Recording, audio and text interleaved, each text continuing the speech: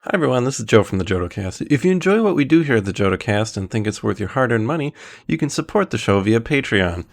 The show is ad-free and we depend on the support of our generous patrons to pay our bills, upgrade old equipment, and bribe Imperial officials.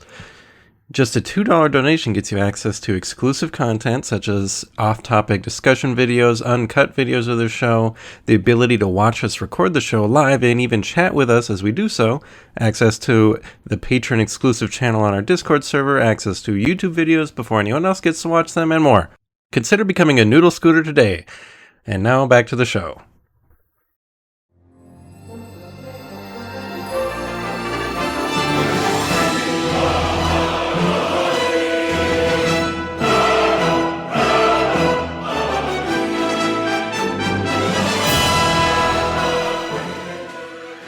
Welcome back, everybody, to another episode of the Jodo Cast, your Star Wars gaming podcast. This is episode, I think, 132. My name is Evan Lewis. I am, of course, joined by Leo Andri. Any second now. I wanted to say, my name is Leo Andri, but you already said it for me. You always get to say your name. We never get to say our names. I don't think that's fair. All right, we can back this truck up. My name is Evan Lewis. I am joined by. Well, you still got to give me some kind of. You got to be like, I'm joined by, the raddest dude in the verse. I've tried that before. Okay. My name is Evan Lewis. How many years have we been doing this? A lot. I am joined by by this point, it's sort of our signature to fuck up the intros. Or at least it's my signature to derail Evan whenever he tries to do these intros. That's true. It's not his... Just a little look behind the curtain, everybody. This is all scripted. This isn't his finishing move. This is his starting move. This is like, Hulk Hogan coming out there and just like slapping somebody. This isn't the big leg drop. This is just the slap. All right. This is it's the atomic leg drop. Thank you very much. Evan, the podcast is a little toy train, and he carefully places it on the rails, and he pushes it along and starts it going, and then Leo runs over and just kicks it across the room. And Joe Latovsky. And I just stand there, and I don't really take a side.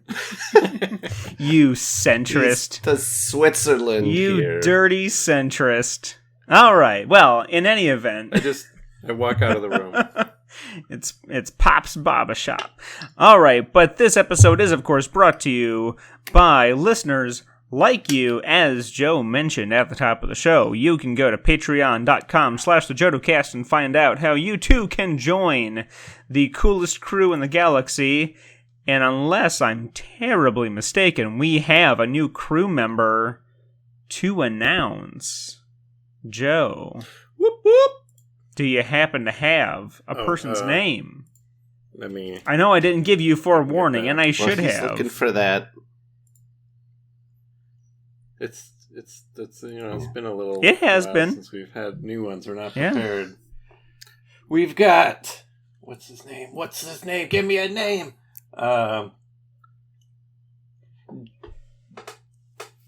Welcome to the League of Extraordinary Gentlemen. John Top. I assume it's Top. Could be Taupe.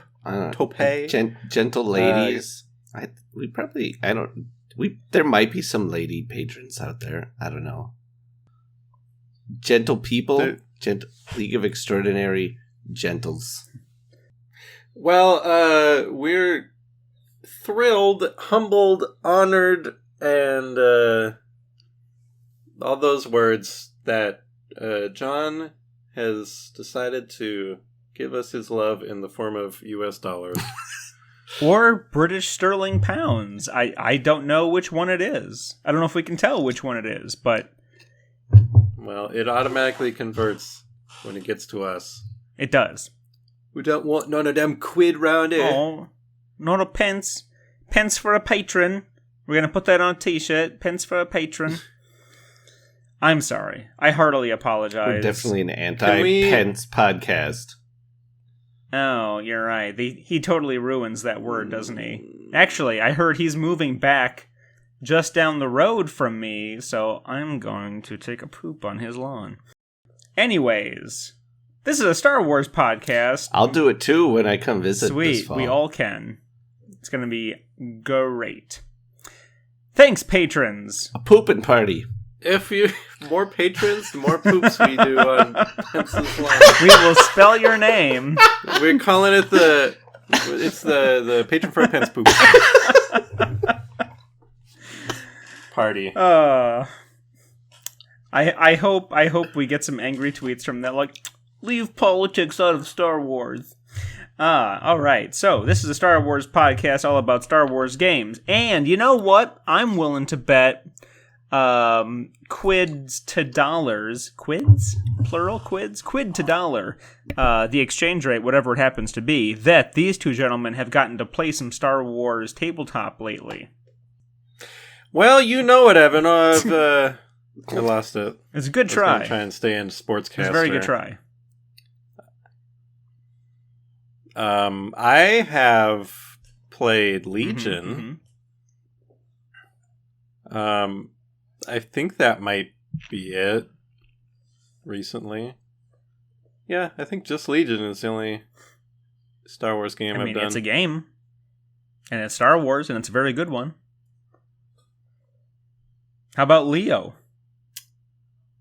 I've played some more West End games, D6 role-playing games. That's rad.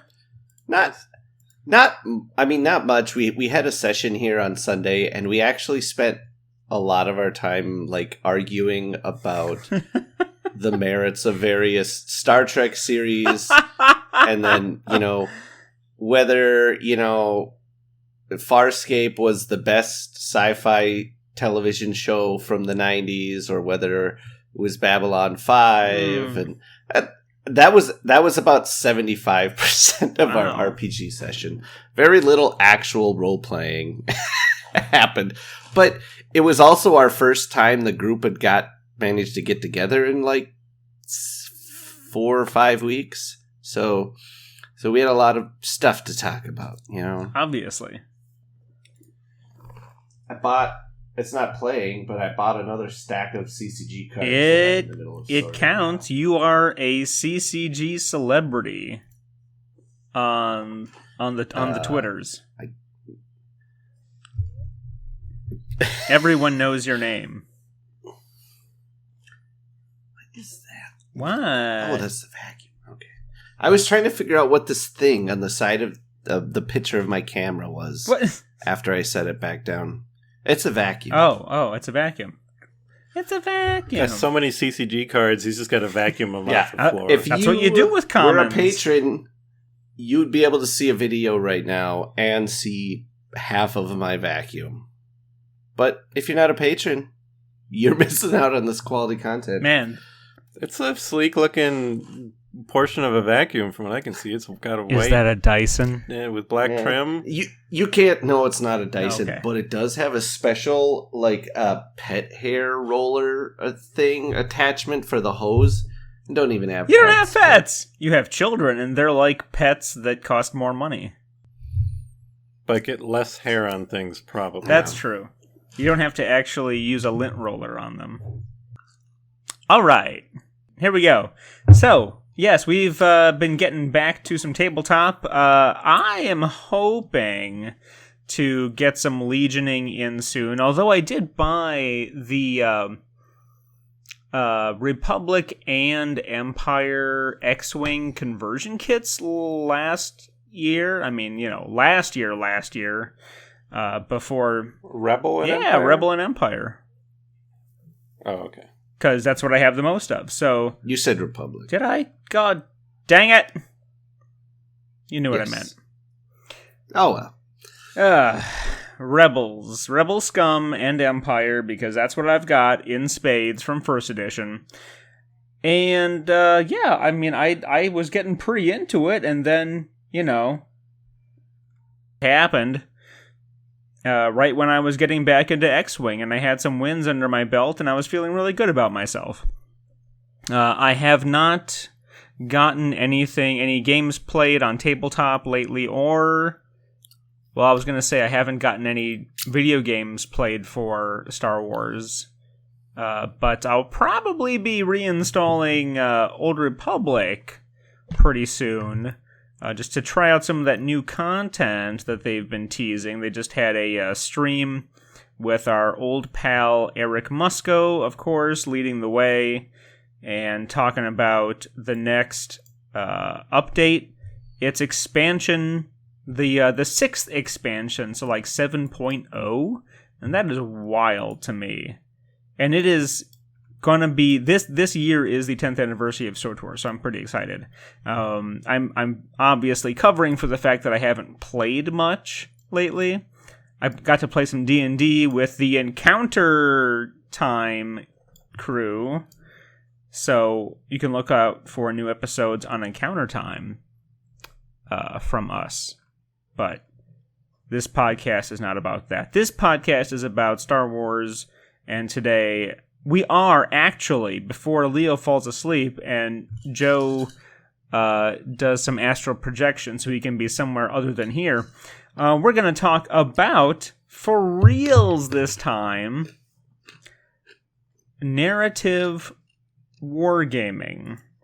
Because this is something that, as I have found out more about wargaming outside of the FFG sphere, this is the part that appeals to me probably the most, because you are investing more of your creativity into the narrative side of wargaming than you are when you're just building a list to win a tournament, or just win in general. And FFG definitely built their games to be played with competitive environments in mind. Although you could certainly argue that Imperial Assault was an odd bean, because it was a narrative game first and a competitive game second. X-Wing definitely seemed like a competitive game first, and any narrative play in that game was secondary. Although I will certainly take arguments to the contrary. Legion, in particular, is of interest for me in the narrative space because it's the closest to Warhammer. And with Warhammer, whether it's 40k fantasy or Age of Sigmar, it's always delineated into three spaces. Match play, which is you have a certain number of points to build your army, and you play exactly by the rules. You've got open play, where it's just put your stuff on the table and have fun. And then narrative play, where you still just play with whatever you want, but there's a story to it, there's a purpose to it. You're investing more of your time and yourself into it, closer to like you do with an RPG. So I think we've started to see a little bit of this from Atomic Mass Games, when they had a weekend-long campaign during their initial mini-stravaganza. And I was delighted to see that, although it was just one weekend, and no one could realistically get much playing done. No one could really play, and it was just sprung on you by surprise. Like, there was no warning to it.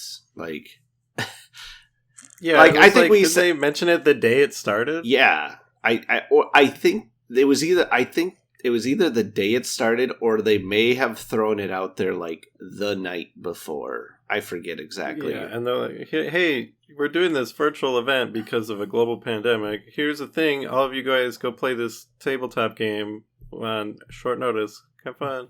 It's like, it wasn't... Yeah, it's like... It's like, great. hope you have a bubble of people that you know that you've either been infected with, or you've all somehow managed to get vaxxed together. Yeah. Well, it was definitely before anybody was getting vaccine. At least or widespread. At least for the next one that's coming up here in September, they have said we're planning on doing this again. So you kind of know you can maybe plan for something that weekend. Like I know my store is actually planning to hold some events based around that weekend. Nice. So that's Can gonna you be cool. refresh what exactly it will be or was? Basically, they just say play games and report your results to us? Yeah. Or is there more specifics than that? Well, they had a thing where it was sort of like they laid out a scenario, and they did it for, I think they did it for X-Wing Armada and Legion, all three games, right? Yes. And then they said, go play a game, report to us, and then, and this was like on Friday. And then on Saturday it was, okay, well, the Imperials won the most games. So here's how it is now. So it's basically like if all Imperial players get this thing, the other factions get this thing, now go play a game again. And then report your wins to us. And then they did the same thing again for Sunday also. So, I mean, it wasn't like super narrative, but I mean, there was sort of a story that could be told with that, but it was sort of like up to you to create the story yourself a little bit. Yeah, I think that I don't have a lot of exposure to that sort of thing, but I feel like it's harder with Star Wars because what comes to mind is I think the L5R card game and the Doomtown card game where like each time they release an expansion, there's new like lore and story about the world that comes out, and often at like major events, the outcomes of those events, like, oh, actually this character in the lore, he's dead now because, this guy won worlds and, his list was like this or whatever. And that's really not doable with Star Wars because you can't just be like, oh, this thing Luke is Luke dead. Skywalker Sorry. is, or whatever. Yeah, I didn't realize Doomtown did that. Oh wow, that's rad. I think the lore is currently in Deadwood, South Dakota.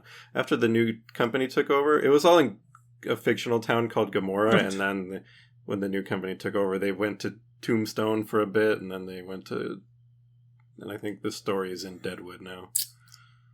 Well, that's rad. You could just have all the stories take place on the other side of like portals in the world between worlds. There you go. Problem solved. I mean, yeah, like I think it's fine, and it would be cool if they're like, okay, this is the atomic mass Star Wars universe or whatever, and here's the story we're laying out, and maybe you give it a time period or whatever, and it could be cool. Oh, actually... Nope, sorry, there's one sacred timeline in the Star Wars universe.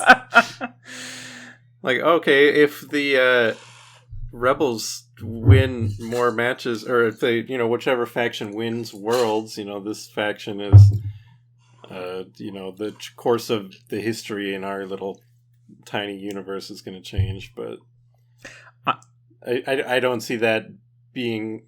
I don't see a large-scale narrative thing ever happening with any of the Star Wars properties, but small-scale things seem a lot easier. Like a story that takes place, on a tiny scale, like a one battle or a campaign or something. Yeah. Because Fantasy Flight did try some... narrative stuff at first. I don't even remember what they're called. They were called Operations. Because they were basically like a PDF, and it gave you a little backstory of what was happening. And special scenarios. Yeah. I mean, and some of them there wasn't really a story to those either, but there were to some. Like my favorite one I remember is this one where it's like you each start at a side of the map, and then like in the center of a map is a mine, and then it's like whoever ends the game with the most like units in base contact with the mine, gains control of it. And then the next game you play, the winner who controlled the mine, now you have to defend the mine. So your deployment zone is around this terrain piece around this mine, and then the other team gets to deploy and is attacking you. And I don't know, and then there's another third scenario in that also. I forget how the third one worked out, but it was just, I thought it was a really cool setup, and I wish we would have seen more of it. Because the other things we have for Legion are the scenarios that come with the crashed escape pod, the broken ATST, and the Imperial bunker. And I'm not sure how in-depth those go. I think they're, like 2 or 3 mission chain. Mm-hmm. Like depending on the outcome of mission 1, then do this mission. But, and I kind of want to see more of that and more supported, like, if they did organized play events where they do that. Because I think those are cool. In X-Wing First Edition, I liked looking at all the little custom scenarios that came with each of the bigger expansions. Yeah, I was thinking about that because one. It's fun to play the game that even if you get different lists, different terrain all the time, it's kind of the same thing over and over again. So it's nice to mix it up and do something a little bit more off the walls. So when it's like that, it's easier to inject your own narrative into it. So from your now experiences you're getting with the Warhammer side of things, Evan, like what kind of narrative stuff do they do in those games? Like is it actual supported like OP narrative type stuff from GW? Or is this just kind of players still like building armies and telling their own stories? So with Games Workshop, they've actually found a formula that has been very popular. After a lot of different versions, they have found a way of having your own, I guess we would call it like an escalation army, but it's not necessarily a league situation. It's where you have your story army, and you've got your characters and your units, and you can give them whatever kind of story you want, and then you just play normal games with people, and you just tell them like, hey, this is part of my personal ongoing campaign.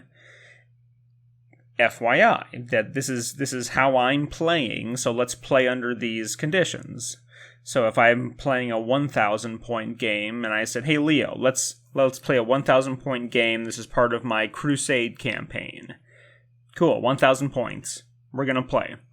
And you just keep track of your own gains and losses, and your own army grows and changes as you play more games with different people. That's the formula. So it's every time I lose a mini, I have to melt him down. And that's on you. So if you want to play hardcore mode, that's on you. So it's basically like a campaign where you are playing by yourself, and everybody you choose to play with is sort of like the AI or the NPC in your campaign. Yeah. Because they're not really involved with the overarching plot. That's just for you to enjoy by yourself, and you can fill them in, and maybe they care, maybe they don't. But does it usually just mean, oh, these are the, like, can you sit down and they're like, oh, I don't, like, oh, that's why you brought that unit that I don't think is meta? And, like... Yes, and you're like, okay, and whatever. That's... You hit on the main thing with narrative gaming. You don't play the meta. Like, you play the stuff that you like. You play the stuff that you think is cool, that you think has personality, that you want to see on the table. And you come up with the reason why it's there. And yeah, it's a campaign for you, so that you're not reliant on other people. You have your own story that you're playing. And that's just one form of narrative. Thank God I can finally build my army with Commander Lando and 6 units of chorus girls to follow him. Why not? I mean, I can come up with narrative reasons to justify that. It's really not like it's kind of this, but like on a micro scale. When I paint my army, like there's like a backstory for my army why they all kind of have the same colors, like Han Solo, he's wearing his regular clothes with just a different color jacket. Like he shows up and my people are like, you should wear this so you fit in. He's like, okay.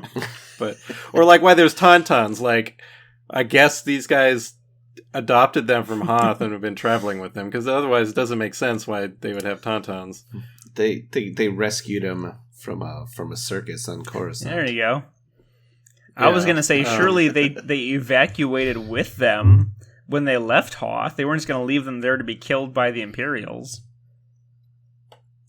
Well, they could have just let them go. I don't think the Imperials were going to run around shooting. They're collaborators. Maybe, but... just sitting there. Somebody gets the job of having to interrogate one of them. He's like, it's just I want answers. You don't get to come back until you get answers out of that thing. But sir, it's not all right. Intelligent. Just do it. Read me back what the prisoner said. Gackle. The rebels, they've gone to the planet Yackle Minor. So that's. I'll get a promotion for this. I think I smell the next Clumsy and Random. So that's one way that GW has come up with to allow individuals or a group. I mean, if you had a group of friends and you're like, yo, we're each going to have our own crusade army, and we'll round robin and we'll play, and we'll each develop our own armies, because you don't need like an 8-man bracket to do a tournament or anything like that. You can just go down to your local store, your local FLGS, and be like, yep, this is my Crusade army. But they also have campaign books, and they've had these for a while. This is nothing that's new. They have books that lay out... it's almost in a way historical, because it tells a story. It's as much a story of the world and the characters in the world. So if you took an example of, we'll stick with Hoth. You could make a whole story about the rebels being on Hoth that expands before and after what we see on Empire Strikes Back. And you talk about the people that are there on this date, and then this conflict happens, and then these forces come in, these forces leave. So it's almost like, historical fiction in a way that people play through, like the Battle of Waterloo with their Napoleonic miniatures. You play through the Battle of Hoth with your Star Wars miniatures. But then you can expand it from there. They had a 2-book series for Warhammer 40K a couple years ago that was located on one planet, and it gave reasons for all the different factions to be there, even if they were minor reasons, like, the orcs showed up because it looked like a good fight, because everyone was there. But it gives those people a reason to be there. It just gives one more hurdle for Star Wars, is that the 4 factions we have in X-Wing, Legion, and Armada are separated by time, so you can't. There's no like plausible way where you could have like the Republic fighting the Empire or something like that. And I gave that some thought too. I might have had a couple drinks, and I might have been scooping the cat box while thinking about this. So maybe it's not the most well thought out. At the same time, he was drinking out of the cat box. I've got a scooper in one hand and a Glencairn glass in the other. But drinking out the liter box on a Friday night. That's where either very creative people at AMG come in, or very creative players in the community come in, and they find a way that people can play all 4 factions in a way that makes sense. And if there need to be limitations on that, sure, there can be. Limitations are what make games interesting. Telling someone you can do anything is not as fun as, here's what you have to work around, get creative. And if we look at the current canon of Star Wars, in the post-Revenge of the Sith era, there are still vestiges of separatists. There's the burgeoning rebellion. There's the group trying to fight back against the new empire, who still might be Republic-minded people.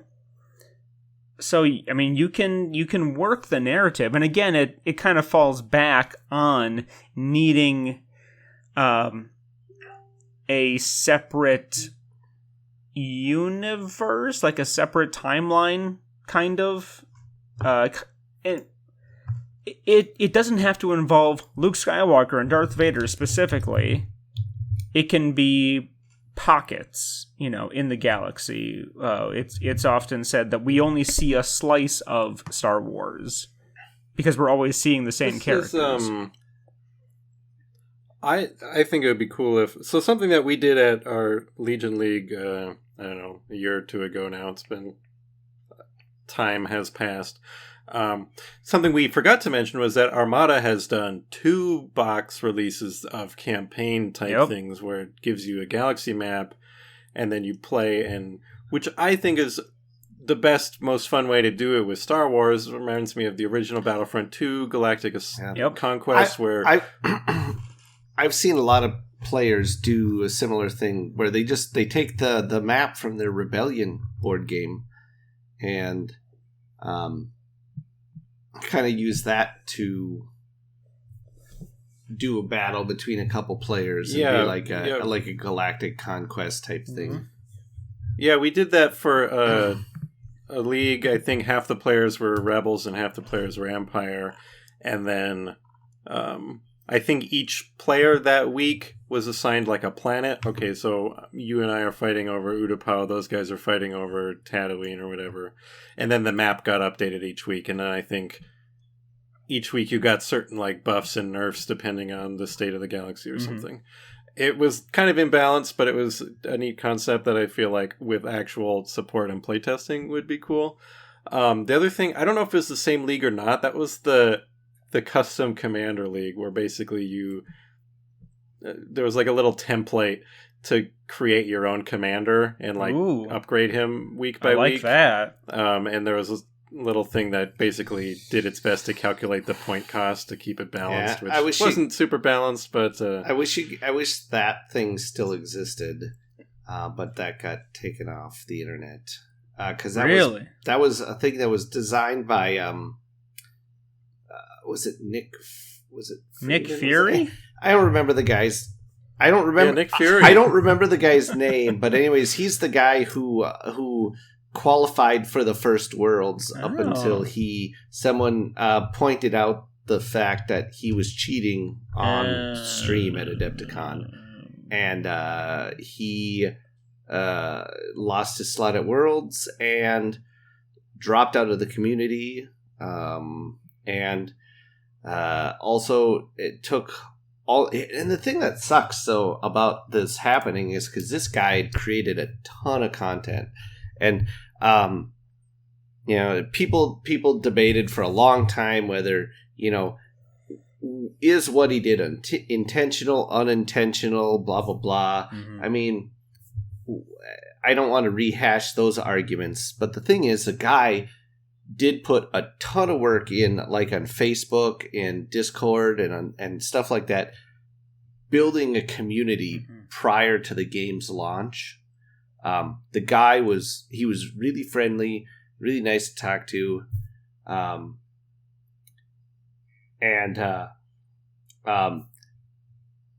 he made a ton of content too, including this campaign thing that he created and the whole custom hero thing that Joe is talking about. But after he left, he took the site down, and unless you happen to have it saved, it's gone. Wow. And I I looked for it one time and wasn't able to find it again. So Not on the Internet Archive?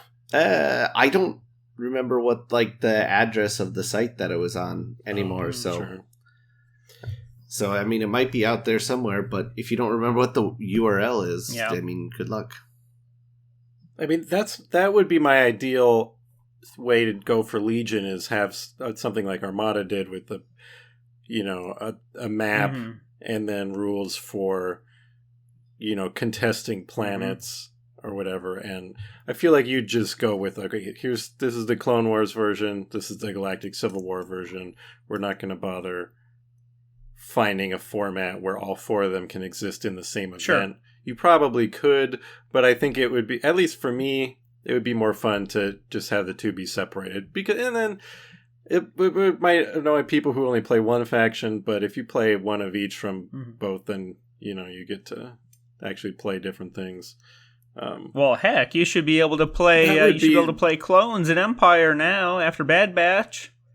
Empire clones. Yeah. I would. I think it would also be cool if in that if you did a campaign like that, basically any unique upgrade cards, if they're defeated, you cannot use them for the rest of the campaign. So if Han Solo dies mission 1, you can't bring him again ever again. He's dead as far as this little story is concerned.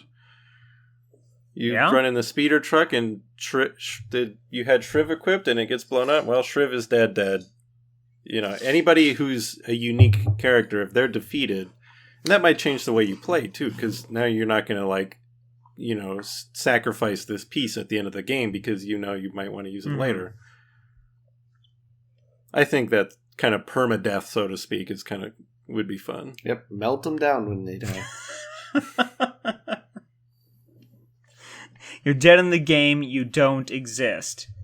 You don't get to be Blackleaf anymore.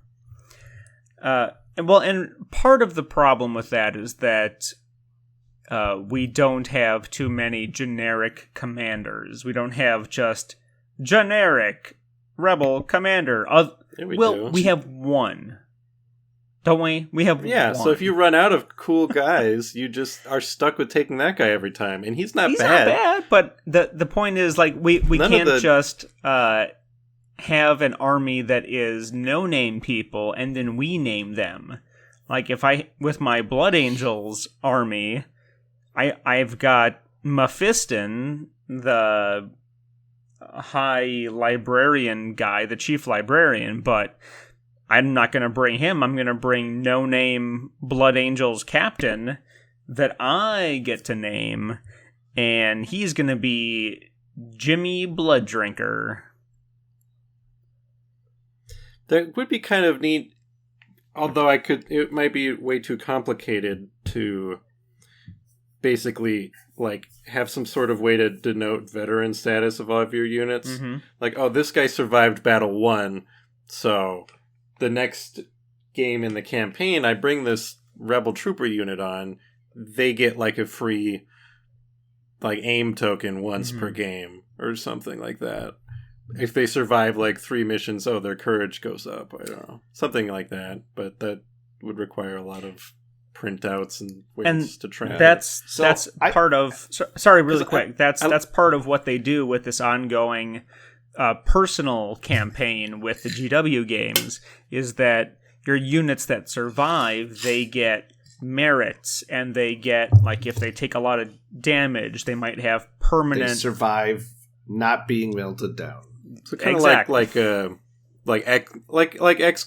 where you the unit that survived all these missions, they die, they're dead, but since they've lived this long, they're like leveling up, so to speak. Exactly. You just it would be a lot to figure out how to balance that, but again, if it's I feel like in with a the more narrative stuff, balance isn't balance. as important. Yeah, right. Well, right. Narrative does not need to be balanced. It's not as important. I feel, though, like, I think what we're going to see, at least on the official side of things, is just going to be stuff like I know AMG mentioned doing sort of like releasing some OP scenarios, and they mentioned Vader Down, for example, which I figure That's is going right. to play like AMG just released for Marvel Crisis Protocol like a Magneto scenario. They had an Ultron one as well, I think. And I'm thinking of and one of my stores is going to be running it here next month. I'm thinking of maybe actually trying to get some of my minis painted up enough. Hurry up. Or at least assembled, so I can go and learn they're how to Avengers. play this and participate.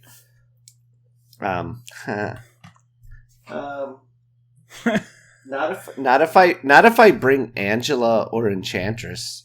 I got those two. I think. But so for that, like the way it works is basically for the scenario, they give Magneto like hugely buffed up stats, and then one person plays just as Magneto, and then the other players, and then I think it's I think like two players bring their teams to face off against this single buffed up Magneto unit, which is sort of like what I assume if they ever made a Vader down thing is what it would be too. Yeah, I keep trying to think of Vader down for Legion since they did that, and I think it would be cool to have scenarios themed after little moments in the comics or the movies or the shows or whatever. Like, give us an official like way to play Hoth, or that prescribes the list. Oh, you have to take 2 ATSTs. We're doing Endor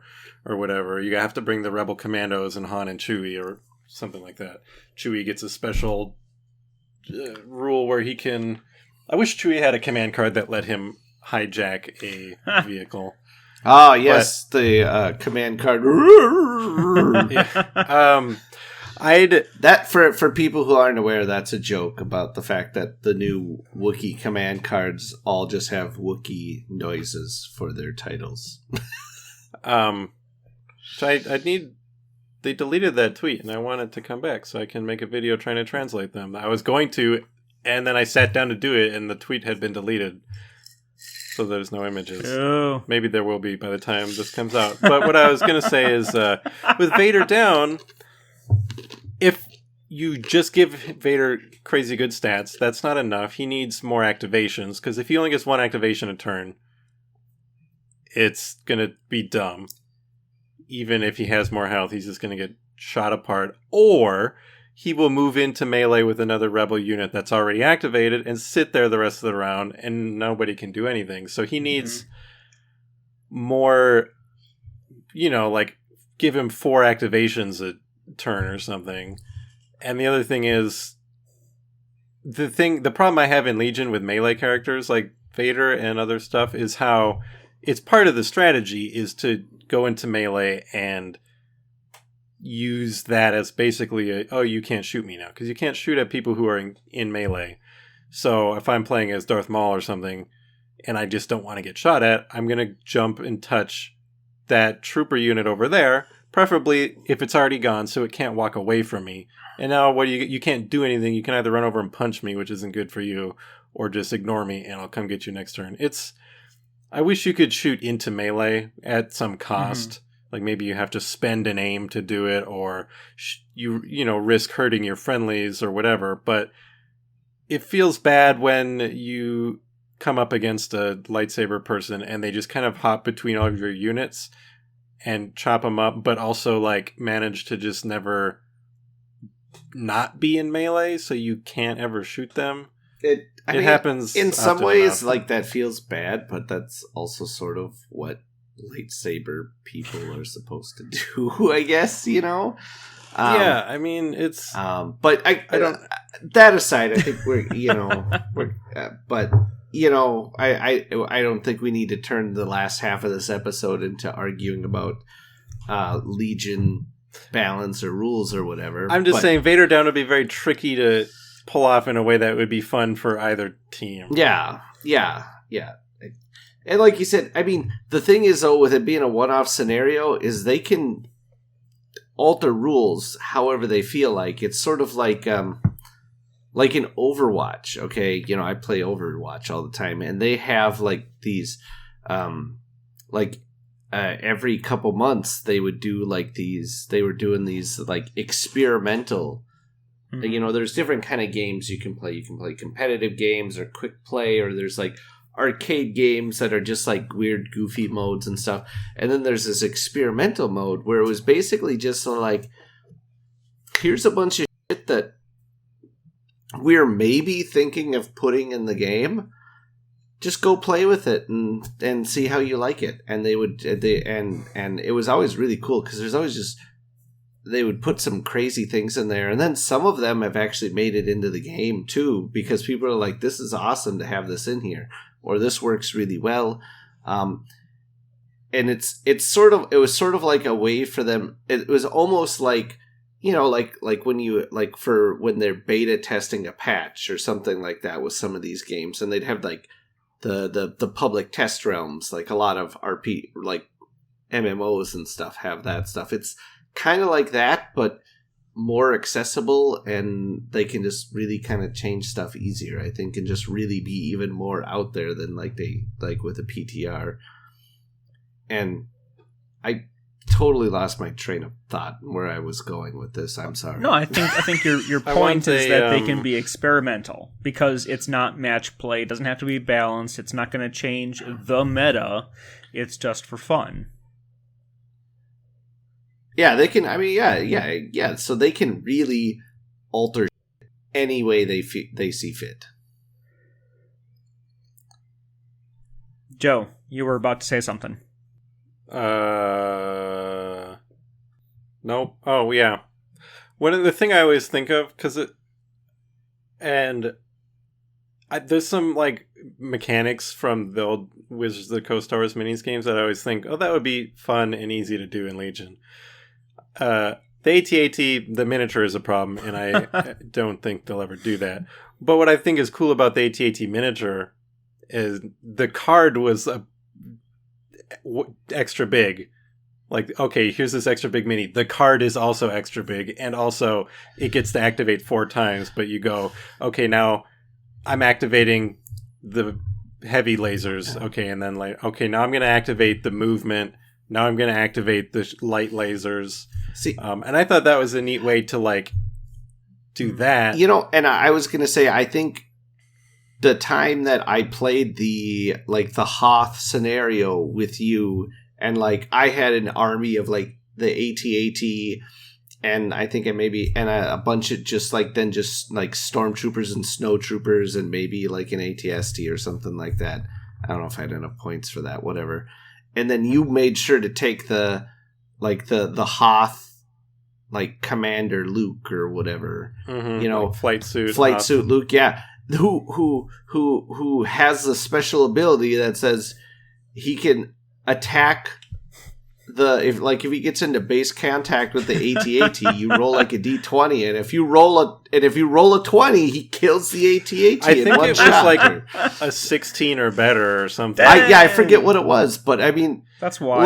Like you getting Luke up to me, and then us like being all like, oh, as you roll the die to see what happens. Yeah, was like one of the best parts, because and then it's like if you don't succeed in that, then the AT-AT just gets to step on you and kill you. And that's what happened. Luke got stepped on. He runs out in the middle, and he's like, I got this, guys. I'm going to one-hit kill this thing. And then, no, it's stepped on. But there's just some really cool designs in that game that I love that were just, you know, super thematic. Okay, this version of Luke from Hoth can one-hit kill an armored vehicle. The most expensive version of Boba Fett, if he rolls a natural 20 on an attack, the target is dead no matter what. It's called like disintegration. No matter, it just insta kills the target. It had to interact, like Jar Jar had a thing where he's like distracting and like he can redirect attacks, and he could theoretically make Boba Fett disintegrate himself. He would. He totally would. I loved all the Force Ghost characters who couldn't like interact with the battle. They couldn't attack or anything. They just sort of floated around and like buffed your enemies or buffed your characters or like debuffed the enemy. It was just like That's like, great. you're just like haunting the other team. There was a hologram. I think there was a hologram version of Veers that like buffed like snowtroopers, but they had to like make sure they stayed close to it. And the other one that I always think about a lot is Han Solo and Carbonite, which is What did that do? something I think it just makes a really good scenario. Basically, it says when you're building your team, you can take any Han Solo piece at half cost on your list, but you can't deploy that Han Solo. The Carbonite, the enemy deploys it with their army. And then if during the game one of your people runs up to the Carbonite and touches it, they thaw him out and you get to put your Han in. So basically it's a half-price Han Solo, but you've got to work for it to get him on the field, which That would be a very cool neat. scenario. Yeah. It's like, there's a Carbonite Han captured by the enemy and you have to go in and try and rescue it, and if you do, you get to slap hand down on the battlefield. And yeah, there was just a lot of like just really unique figures. They're like, obviously just trying to make them really thematic, which was cool. I think the Zane Karek mini from the Knights of I the was just Republic thinking comics, about that. he was in the comics, he was notoriously like lucky and then unlucky depending on the mood. And then in the game, anytime you activated him, you roll a d20, and on like an even number you get +2 to everything you do that turn, and on an odd number you get -2 to everything you do on that turn, or something like that. So basically you're going to have a great turn or turn and you don't know which until you start your turn. So there's just all the very thematic things, and I think that's not that Legion is lacking theme, but there's definitely less like quirky things, which is probably good for competitive balance. But I think if there's room for that sort of stuff in scenario or like narrative or one-off play, that'd be something that'd be really fun. I mentioned earlier about Imperial Assault. I mean, that was a narrative game first and a competitive game second. If there was a way to kind of find a happy medium where it's not competitive in the sense of tournament and everything's balanced, but you've got at least 2 people, because you don't need more than 2 people to do a narrative campaign. You can just have 2 people, playing games and seeing where they advance. But like the formula half exists already. It's just a matter of transferring it to Legion. And yeah, I mean, and you could even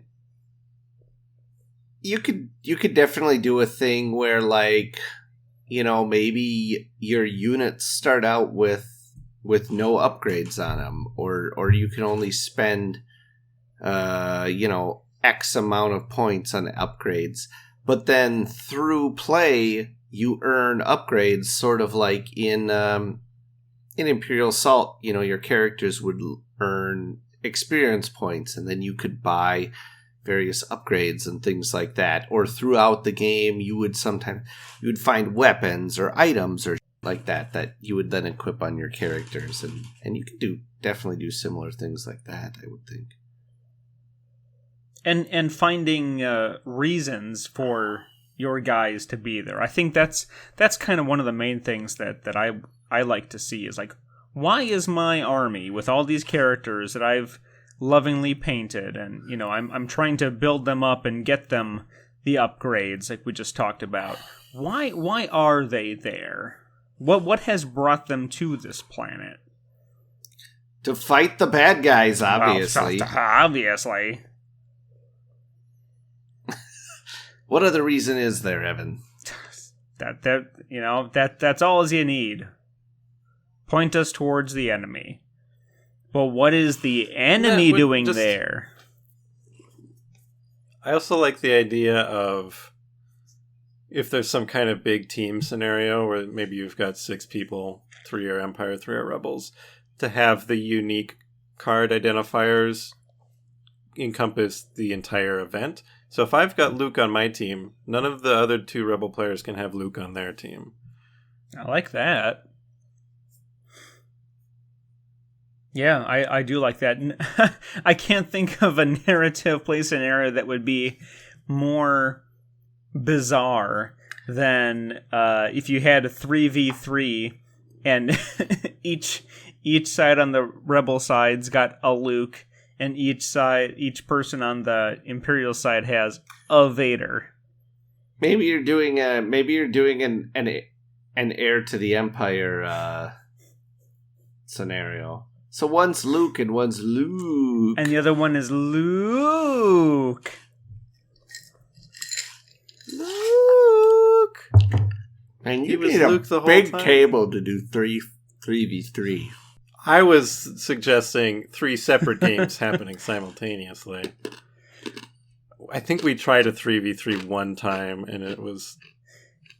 Yeah, I definitely did not mean simultaneously 3v3, one table, winner take all. I meant like you'd said earlier about you've got half the people playing Republic, half the people playing Empire, and whenever they can, it's not just like everyone shows up on Tuesday. That's it. They just play throughout the week whenever they can, and then end of the week they report the outcome. Here's what happened. The Republic lost Felucia, but we made gains on Tatooine. So the overall balance in the galaxy currently is this. I feel like if you're going to do something like that, you almost need one elect the one person who's say going to like run the thing to sort of be almost like a DM. Yes. Where, you know, at the end of the week they write up like a battle report sort of, you know. Yeah, absolutely. And add flavor to it to give some flavor for your players and stuff like that. Game masters are especially if you a can get necessity them for these.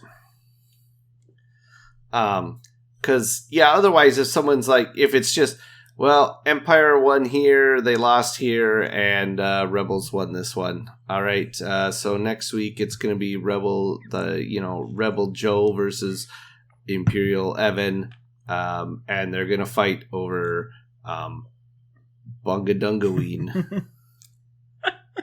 I bet that's probably a real planet. That's my favorite I don't planet. think there's any I don't think I've seen any combination of letters followed by Uween that isn't a planet in Star Wars. That happened to me while I was reading the new High Republic book. It was like something Uween, and I was all like, is there another one of these now? Jizueen? Ooh. The home of jizz. Not That's where the music started from. Everyone knows that. It's the jizziest planet around. It's just loaded with it. Come for the jizz. Stay for the ween.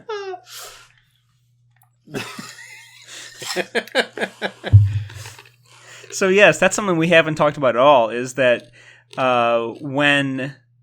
especially when home brewing. I mean, even if there were AMG published resources, you would still want a person to be in charge to, lend some flavor to what's happening, but also someone who is going to keep everything straight and help direct each step to make it make sense logistically, but also make sense within the context of the story, because you're trying, just like with an RPG, you're trying to provide that narrative framework for you and your friends to tell a story, because with narrative wargaming, same as RPG, the point is to have fun and tell a story. It's not just to win everything and get whatever the store is going to give you. Would you ever want that DM player to be so DMy that they could influence events mid-game? Like they're watching the two people play and it's being one-sided or something. Like one player obviously is better, or they've just had better rolls, or they made a much better list. And so the DM goes, "Oh, actually, this you get reinforcements out of nowhere." If it made sense in the context of the story, or would that be? Because I could see that being very annoying to the player who's winning. I would say only if that was a thing agreed on ahead of time. And I mean, the circumstances would have to dictate it, but I would say something like that would have to be, a thing that everyone agrees on ahead of time. Because you certainly, I mean, if you think of like, what was that, Game of Thrones, Battle of the Bastards, where the reinforcements show up seemingly out of nowhere. I mean, you could think of that as off-the-table reinforcements, which is a thing that you can do in Warhammer games. You leave a chunk of your army off the table until you teleport them in, drop pod them in, whatever it is. So, I mean, it's very thematic. It's, a big twist. But that, I would, it would have to be something that you would say, what sort of control, what sort of twists would the group want to allow? But I think as far as... Something I've always... Mm-hmm. Oh. Go. I was kind of changing the topic already. That's fine. Do it. I want wildlife for Legion. I want a Rancor or like a herd of Nexu that are basically just a condition or a special scenario where they're on the board and they have some sort of basic AI rules that determine how they attack players. Well, and that's the other thing with narrative games. You can do whatever the hell you want. You want to bring in your Nexu and your Rancor and your whatever the hell else from Imperial Assault and throw it on the Legion table, you do it. And you figure out what their stats are, I guess, and that's the only roadblock. We actually did do a game with a Rancor back when the game was first out, and we gave it some AI rules. I can't remember what. It ended up not working so great, but... Because I think we were like, I can't remember what the deal was, but it was either too slow or had too big of a reach or not enough reach. I don't know, but it... Yeah. I mean, I was watching a 40K narrative campaign on YouTube, and the matchups through most of the campaign were... very straightforward matchups. The guy was playing, I think, we'll just say Dark Angels. He was fighting known armies. He knew what each of them brought to the table. But then the very last fight, the game master brought in models from Infinity and gave them different stats, stats that made sense. But then the player didn't know what they were because they were different models. So he couldn't just look at it and say, oh, I know what the stats of that are. The stats of that are this, this, this. They were different models. Even if you pulled the stats from something else and applied it to these models, the fact that they're different models, you don't know what they are. So you could take some stats from something else and apply them to whatever different proxy models you wanted in a narrative game. Tell you what, I've done that. I don't know why it didn't come up sooner. We have on our YouTube channel a narrative game of Legion that I did with Bethany back in like November or something, where it had a story and it had Luke was taking some rebels to investigate sightings of old battle droids.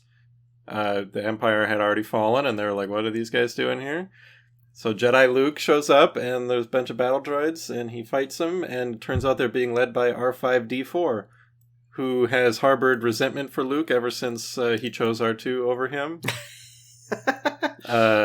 And this is the Skippy version, but the version where he went to the dark side. Wow. So not only did he have force powers, he went to the dark side.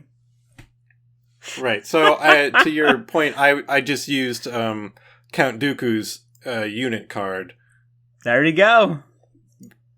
I mean, Force Lightning works perfectly for a droid anyways. Because it was much easier to just use an existing balanced design card than try and come up with my own. Yeah.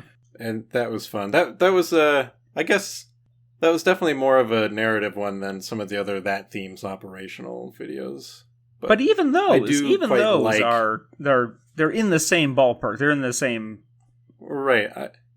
I do like building a list around a theme. Better yet, having my opponent build a list around the same theme, so when we play, okay, we're gonna both build Hoth stuff, or we're gonna do, recreate I think one of the ones we did was recreate the carbon freezing chamber scene, but assume Vader didn't stop Boba Fett from shooting at Chewbacca, so a fight breaks out then and there. So it's like Leia, Chewie, Lando, some Bespin wing guards versus Vader, Boba, and some stormtroopers. Yeah, I mean, there's plenty of possibility. You don't have to play by the rules of the canon. It's your story to tell, and that's the point. You tell the story that you want to see happen, and then have fun with it. Then Lando and Boba Fett made out. Wow. Because it's what we wanted to see.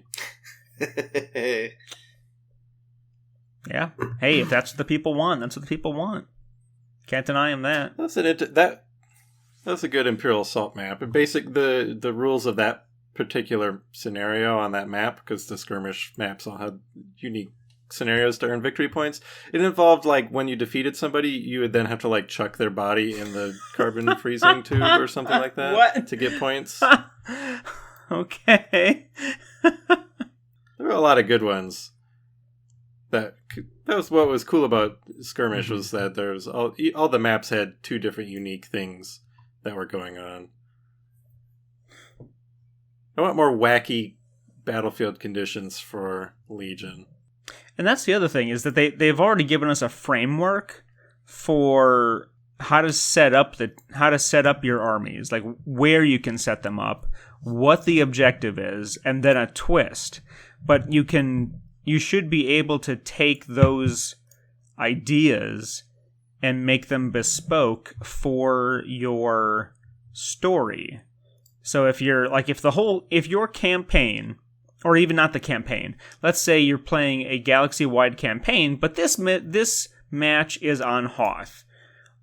Well, you're going to get whatever the exposure twist is in Legion, where you have to be against a building at the end of the round. Whatever, I can't remember what the hell it's called, but I think it's called Hostile Environment. There you go. I mean, if you play on Hoth, that's what you have to account for. I don't know. At this point, it's just things to think about and brainstorm. And if someone listens to this and they think of new ideas and they run it, or they just write it out on Google Docs and they never get to play it, but they've got some good ideas and they share it with the community. That's what I want to see. We did do definitely not narrative, but we did a custom game I made up. It was based sort of a battle royale, which I always think would be fun to try and figure that out, because and make everyone pick a unique character. Mm-hmm. But I don't think it would ever work the way it should, where more like a Hunger Games, where you can assume that maybe the players try and make alliances with each other as long as they can. Like maybe the weaker minis want to team up. But we did one where basically it was everybody controlling a hero character, or like a commander operative type character. And then there was two teams, but the teams would flip. Mm-hmm. So you could force another player to change teams or make yourself change teams. And that was it actually was pretty fun. It was just kind of long. Yeah. When you had like 6 people. I thought you were going to say it was going to be something like Hero Hunt, where you've got an army of, regular dudes against just an overpowered named character. That would be cool too if you had, like put Han and Chewie in like Mos Eisley map, and then just nothing but regular stormtroopers, and then I don't know what you do next. Maybe they're hiding and you've got some tokens and they're trying to find them or something, hidden movement until they're discovered, or just keep reinforcing the stormtroopers and you see, set a high score how long you can last. How many stormtroopers you can take out, and then you can switch. I mean, it could always be as easy as get from one end of the map to the other.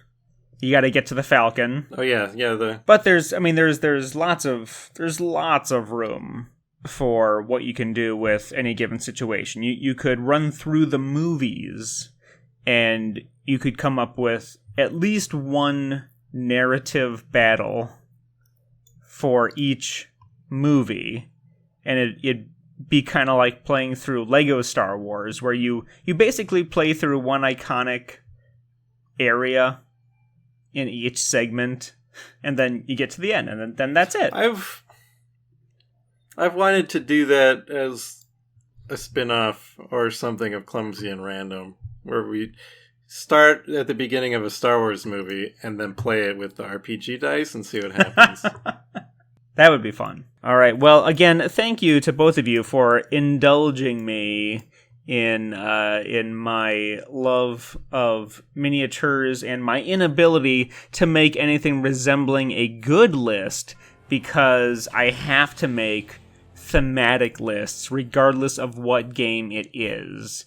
I literally seem to have some sort of disability that I cannot make a good list. It has to make story sense. What do they call that? I can't remember what the magic term is for someone who only plays things based on the story. Vorthos, Johnny Vorthos, I think is the name. But thank you, Leo. Thank you, Joe. If either of you has any last minute declarations to make, feel free. The floor is yours. Hearing none, we will also say thank you once again to the listeners and to the patrons, without whom nothing is possible. So we will talk with everyone next time. Goodbye. Bye-bye.